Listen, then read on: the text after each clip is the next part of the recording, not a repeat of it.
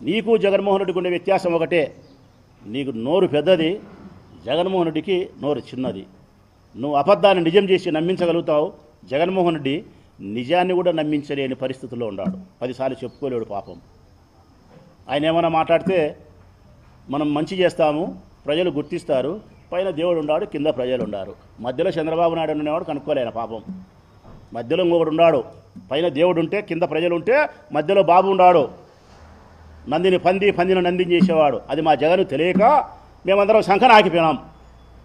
మా జగన్ మంచితనం వల్లనే మేము ఇట్లా అయిపోయినాం. మేము మా జగనే కానీ చంద్రబాబు నాయుడు మాదిరి షెడ్యూడ్ ఏంటి, ఇట్లా అబద్ధాలు చెప్పగలిగిన మనిషి ఏంటి, సంస్కరణ దిశ కాకుండా ప్రజల యొక్క వ్యసనాన్ని బలహీనతను ఆసరాగా చేసుకునేవాడేంటి, పవర్ కోసం డబ్బు కోసమే ప్రాకులాడేవాడేంటి.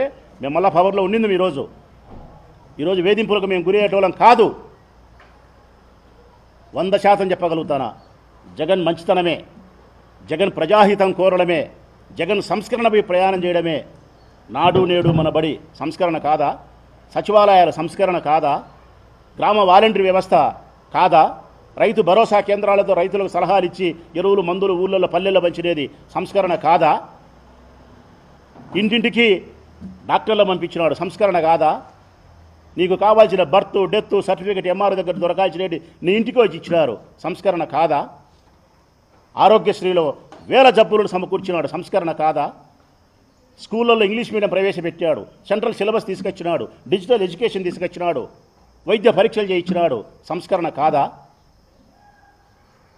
సంస్కరణకు మారుపేరు జగన్. మార్పు తీసుకొచ్చేదానికి కంకణబద్ధుడైన వాడు జగన్. చంద్రబాబు నాయుడు పాత చింతకాయ పంచడి, అదే రోట్లు వేసి దంచి అదే తిన్నట్టే అదే పరిపాలన చేతగాలే, ప్రజలను మెప్పించలే, ఇచ్చిన హామీలు నెరవేర్చలే. 6 పథకాలను అమలుపరచలేని చంద్రబాబు నాయుడు 60 కేసులు పెట్టగలిగినాడు, 60 మందిని జైలు పంపించగలిగినాడు. ఇచ్చిన 6 పథకాలను అమలుపరచడానికి చేతగాలే ఆయనకు, కానీ 60 మందిని జైలుకి పంపించినాడు. ఇప్పటికీ ఇంకా 4 ఏళ్ళు ఉంది, ఇంకా 600 మందిని పంపించాడు. ఈ 6 పథకాల మటుకు అట్టే ఉంటాయి, అవి మటుకు జరగవు. డైవర్షన్ పాలిటిక్స్, నీ అసమర్థత పరిపాలన కప్పిపుచ్చుకునేదానికి ఏదో ఒకటి తెరపైకి తీసుకురావాలా, ఏదో ఒకటి అవినీతి తీసుకురావాలా, ఎవరినో ఒకరిని జైలుకి పంపాలా, కక్ష సాధించుకోవాలా. 24 గంటలు ఇదే తతంగమే ఈ రాష్ట్రంలో ఏం తప్ప మరొకటైతే ఈ రాష్ట్రంలో జరుగుతుండే దాఖలాలైతే నాకు తెలిసి లేవు. నాణ్యత కలిగిన మద్యాన్ని మీకు అమ్ముతానని చెప్పినాడు ఆయన.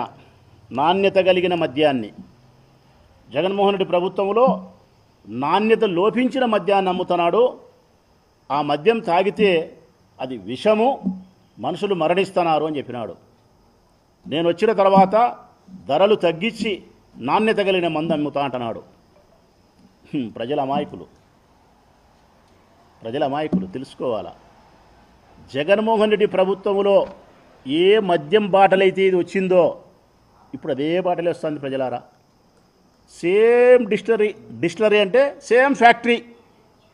ఆనాడు ఈ బాటలు ఏ ఫ్యాక్టరీలో తయారైందో ఈనాడు కూడా అదే ఫ్యాక్టరీలోనే మందు తయారవుతుంది. బాటలు మారలే, నీళ్లు మారలే, రసాయనిక పదార్థాలు మారలే, ధరలు మారలే, ఏమీ మారలే.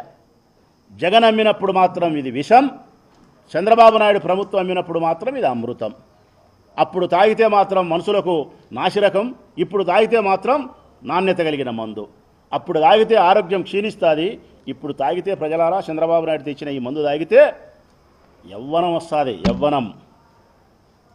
ఎన్ని అబద్ధాలు చెప్పినావు. మనిషి యొక్క బలహీనతను, మనిషి యొక్క వ్యసనాన్ని ఆసరాగా తీసుకొని నోటును ఓటును ఎన్కాష్ చేసుకునేవు నువ్వు. మనిషి యొక్క బలహీనతను ఆసరాగా తీసుకొని వారు ఓటు తీసుకున్నావు, వారి నోటు తీసుకున్నావు నువ్వు. జగన్మోహన్ రెడ్డి ఆ పని చేయలే.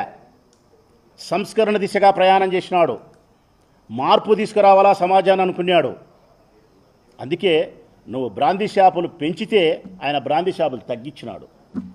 4384 షాపులు నువ్వు పెడితే 2014-19లో 19 నుంచి 24కు 2982 షాపులు పెట్టినాడు ఆయన. అంటే దాదాపుగా 2000 షాపులను తగ్గించగలిగినాడు. గ్రామానికి నువ్వు బెల్ట్ షాపులు పెట్టినావు. ఈరోజు పల్లెకు 2-3 బెల్ట్ షాపులు ఉన్నాయి ప్రజలారా. సత్యం కాదా? జగన్మోహన్ రెడ్డి ప్రభుత్వంలో ఎక్కడైనా ఈ రాష్ట్రంలో ఒక్క పల్లెలో బెల్ట్ షాప్ మీరు చూపిస్తే 2019 నుంచి 24 వరకు ఈ రాష్ట్రంలో ఎక్కడైనా ఒక్క గ్రామంలో ఒక్క బెల్ట్ షాప్ మీరు చూపిస్తే నా జీవితం అంతా ఎన్నికల్లో పోటీ చేయను, నా జీవితం అంతా ఎన్నికల్లో పోటీ చేయను. ఈరోజు పల్లెకు 2-3 బ్రాందీ షాపులు ఉన్నాయి, బెల్ట్ షాపులు ఉన్నాయి. మనం ఒక పల్లెకు పోయి ఒక వాటర్ క్యాన్ కావాలా, కూల్గా ఉండే వాటర్ క్యాన్ కావాలంటే పల్లెకు పోయి మనం ఒక అర్ధగంటకు వస్తుంది. ప్రజలారా, మా నియోజకవర్గంలో ఒకరోజు మేము వెలవలికి పోయినాం. వెలవలికి పోయి డిన్నర్ ఉంటే మా వాళ్ళంతా తాగాలని అనుకుంటే అక్కడుండే మా లీడరు ఒక వాటర్ క్యాన్ కూల్గా ఉండేది కావాలని చెప్పినాడు, ఈ బాటలు కావాలని చెప్పినాడు. కూల్గా ఉండే వాటర్ క్యాను అర్ధగంటకు వచ్చింది, మందు మాత్రం 5 నిమిషాలకు వచ్చింది. ఇది ఎంత విచిత్రమో చూడండి. చంద్రబాబు నాయుడు ప్రభుత్వంలో మందు 5 నిమిషాలకు దొరుకుతుంది, నీళ్లు మాత్రం అర్ధగంటకు దొరుకుతాయి. ఇంకా పల్లెలు బాగుపడేదానికే, చెడిపోయేదానికే. బెల్ట్ షాపులు ఎక్కువైనాయి, ధరలేమి తగ్గించలే. ఇంకా సమయం అంటారా, 24 గంటలు షాపులు తెరిచి ఉన్నాయి ఆంధ్రప్రదేశ్లో. అర్ధరాత్రి లేదు, అపర్రాత్రి లేదు, ఎప్పుడైనా సరే షాపులు తెరిచి ఉంటారు. జగన్మోహన్ రెడ్డి పాలనలో నిర్ణీత సమయంలో మాత్రమే మద్యం అమ్మినారు, నిర్ణీత సమయానికే మద్యం మూసినారు. కారణం, ఇప్పుడు ప్రైవేటు వ్యక్తులు వ్యాపారం చేస్తున్నారు, అప్పుడు ప్రభుత్వమే వ్యాపారం చేసింది. ప్రభుత్వానికి నిబద్ధత ఉంటుంది, ప్రైవేటు వ్యక్తికి డబ్బు సంపాదించాలనే ద్రోహచింతన ఉంటుంది. బ్రాందీ షాపులలో ఆ రోజు తాపించలే, అట్లా రంధ్రంలో చేయబెట్టి ఇట్లా బాటలు కొనుక్కొని నవరంధ్రాలు మూసుకొని ఇంటికి పోయి పెళ్ళాం దగ్గర కూర్చొని మందు తాగాల, పెళ్ళాం పెట్టిన బువ్వదిని పనుకోవాలా. ఈరోజు బ్రాందీ షాపులే బార్లు అయినాయి. 12 వరకు, 11 వరకు, 1 గంట వరకు యథేచ్ఛగా తాగచ్చు. ఎంత మార్పు చేసినాడు చంద్రబాబు నాయుడు. బెల్ట్ షాపులు పెట్టా, ప్రైవేటు వ్యక్తులకు షాపులు ఇచ్చా, ధరలు పెంచా, అదే మందే మీకు అమ్మే, బ్రాందీ షాపులనే బార్లు చేశా, ఊరికి 2-3 బ్రాందీ బెల్ట్ షాపులు పెట్టా. ఒక్కొక్క బెల్ట్ షాపులో 20 రూపాయలు, 25 రూపాయలు ఎంఆర్పి ధర కంటే ఎక్కువ అమ్మా పల్లెలో. ఇది 140 రూపాయలు ఉంటే ఇదే పల్లెలో పోయి అడిగితే కన్నా 165 రూపాయలు, 165. ఇది 220 రూపాయలు ఉంటే పల్లెలోకి పోయి అడిగితే 240 రూపాయలు. అంటే ఎంఆర్పి ధర కంటే ధరలు ఎక్కువ. మరి నువ్వు చెప్పిన ప్రామిసెస్ ఏమైనాయి? మద్యం పాలసీలో నేను బ్రహ్మాండంగా సంస్కరిస్తాను, ధరలు తగ్గిస్తాను, నాణ్యత కలిగి మందిస్తాను, ప్రజలను కాపాడుతానని చెప్పిన నీ ప్రభుత్వం ఇక కుంభకోణం గురించి మాట్లాడదాం, నీ ఆదాయ వనరుల గురించి మాట్లాడదాం.